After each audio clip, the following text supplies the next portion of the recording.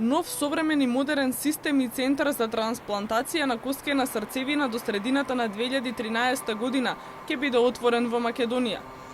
Владиниот портпарол денеска информираше дека системот ќе биде формиран по сите современи светски стандарди, одобрени и прифатени од Меѓународната здравствена организација.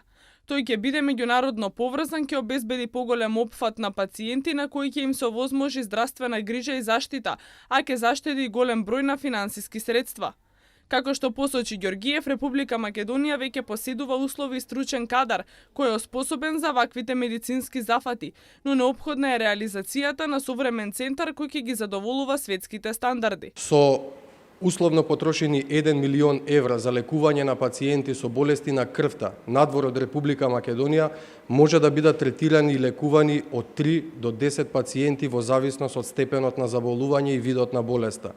Со истите тие средства, со формирањето на овој центар, во Република Македонија ќе може да бидат третирани 70 пациенти и тоа по истите стандарди како што тоа се прави во странските држави, застапувајќи го и применувајќи го истиот квалитет во давањето на медицинска заштита на истите тие лица на кои што им е потребна. Во рамките на овој проект до средината на септември владата ќе усвои измени на законот за земање и преседување на делови од човеково тело заради лекување. Паралелно со овој процес ќе биде формирана и лабораторија која во идниот период треба да прерасне во лабораториски центар за имуногенетика и хистокомпатибилност. До крајот на октомври пак ќе се формира единствен национален регистар на донатори на клетки.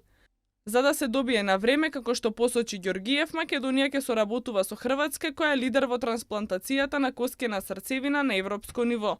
Формирањето на овој центар во целост ќе биде финансиски покриен од буџетски средства, а по неговото формирање ќе се побара акредитација во светски рамки.